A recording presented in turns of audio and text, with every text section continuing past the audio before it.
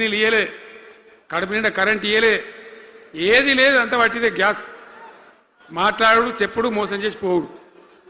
మనం గొర్రెల్లాగా మన దగ్గర అడిగే నాయకులు లేడు, నిలదీసేవాళ్ళు లేడు, అందరు కట్టుబానిసలు అయిపోయారు. ఆ పరిస్థితులలో మూనిగే నక్క మీద తాటికాయ పడ్డట్టు ఆనాడున్న ముఖ్యమంత్రి చంద్రబాబు నాయుడు కరెంటు ఛార్జీలు పెంచాడు, భయంకరంగా పెంచాడు. తెల్లారి నేను ఒక ఉత్తరం రాసిన, నీ కరెంటు ఛార్జీల పెంపుదల వాపసు తీసుకో, లేకపోతే ఈ సమైక్య రాష్ట్రంలో మాకు న్యాయం జరగదని నేను ఉద్యమానికి పోవాల్సి వస్తుంది, తెలంగాణ కోసం కొట్లాడాల్సి వస్తుందని చెప్పి రాష్ట్రం. ఆయన తీసుకోలే.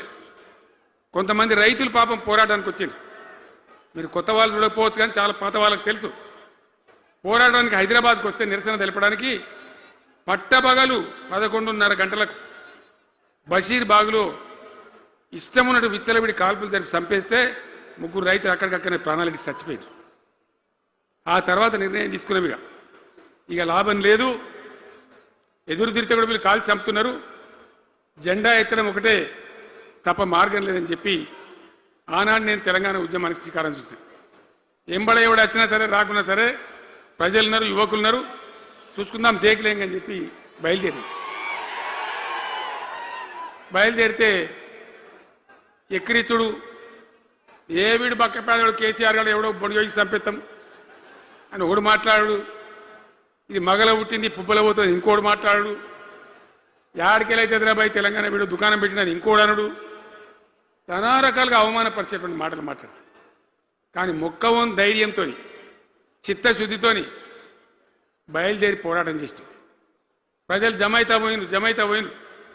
మీ అందరికి తెలుసు, ఇదే జగిత్యాలకు నేను ఎన్నోసార్లు వచ్చిన, కోరుట్లకు ఎన్నోసార్లు వచ్చిన, చొప్పదండికి ఎన్నోసార్లు వచ్చినా తిరగని ఊరే లేదు, తిరగని మండలాలు లేవు. అట్లా పక్షిలాగా మొత్తం తెలంగాణ తిరిగి విశ్వ ప్రయత్నం చేస్తే ఒక పెద్ద ఉద్యమ కెరటం తయారైన తర్వాత మేము కూడా తయారుపై మేము ఇస్తాం తెలంగాణ అని కాంగ్రెస్ పార్టీ మొదలుపెట్టి సరే మంచి మాటగా ఎవడైతే ఇస్తే ఇచ్చినా ఎవడైతే కావాలి తెలంగాణ ఎవరితేంది అనే పద్ధతితో కాంగ్రెస్తో జట్టు కట్టినాం, గెలిచినాం. అమాంతంగా నేను తెలంగాణ లేవట్టుకపోయి ఢిల్లీలో పెట్టాం. రాష్ట్రపతి ప్రసంగంలో వచ్చింది, కామన్ మినిమం ప్రోగ్రాంలో వచ్చింది, ఒక దశకు వచ్చింది. కానీ తర్వాత కాంగ్రెస్ పార్టీ కూడా వెనుకకు పోయి ఎగబెట్టే ప్రయత్నం చేసింది. అప్పుడు రోషియా అని ఒక ఆయన ముఖ్యమంత్రి ఉండే, ఆ రోషియా 14F అని ఒకటి తీసుకొని వచ్చాడు. హైదరాబాద్ సిటీలో మనోళ్ళకి ఇక పోలీసు ఉద్యోగం, సెప్రాస్ ఉద్యోగం కూడా దొరకదు. అప్పుడు నాకు తిక్కరేగింది. ఇక నేను బతికుండగానే ఉద్యమం నాటిపోయిన నాయకుడు నేను బతికుండగానే ఇక వీళ్ళు ఇట్లా F-15 E-15 R-15 తెస్తే ఇంకేం మిగులుతుంది, సావోరేవో తేల్చుకోవాలని చెప్పి ఆ రోజు నేను శపథం కట్టిన. ఉద్యోగ గర్జన చేసి సిద్దిపేటలో కేసీఆర్ సచ్చుడో తెలంగాణ వచ్చుడో, ఈ తల్లి ఆందకనే మంచిగా దగ్గరేంగని చెప్పి ఆ శపథం చేసి ఆనాడు ఆమరణ నిరాహార దీక్షకు బయలుదేరితే మొత్తం తెలంగాణ అల్లకల్లోలమైంది.